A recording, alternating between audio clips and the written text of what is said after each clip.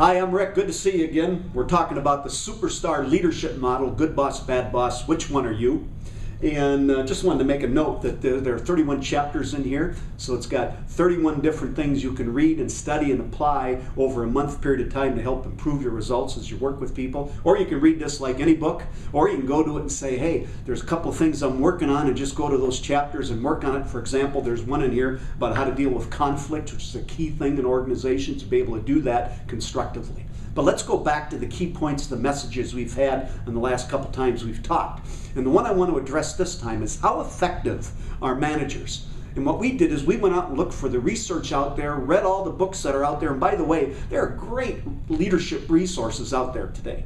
I mean, Blanchard has some great stuff, Kusin, Posner, Covey, Daniel Goleman, John Maxwell, just to name a few. And the reason I bring it up is we got to be students of the game. So with all this leadership material that's out there, guess what? There's high-profile leadership failures. I just happen to be looking at some pictures that are in the internet here of failures in government, of failures in religion, of failures in business, all across the country, if not the world. And what does that do to the organizations in business today? And of course, they don't perform as well as they could be. But the high-profile leadership failures aren't really the ones I want to focus on here. We also have the failures that happen every day in companies from managers at all levels, from poor execution to negatives, to poor accountability, to yelling, not telling, to miscommunication.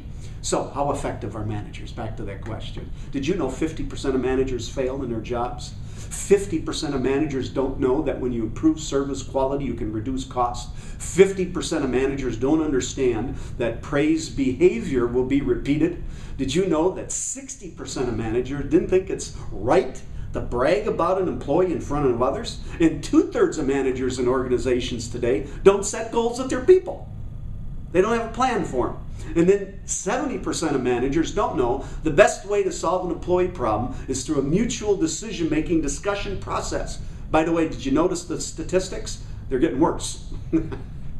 80% of managers don't know that observations in performance feedback should be about specifics, not generalities. And that 80 to 95% of service and quality problems in organizations today are management related, not employee related. And what do companies do? They say, employees, you got to do a better job. They don't focus on the management enough. And 91% of employees want and like recognition. Only half say they get any all ever.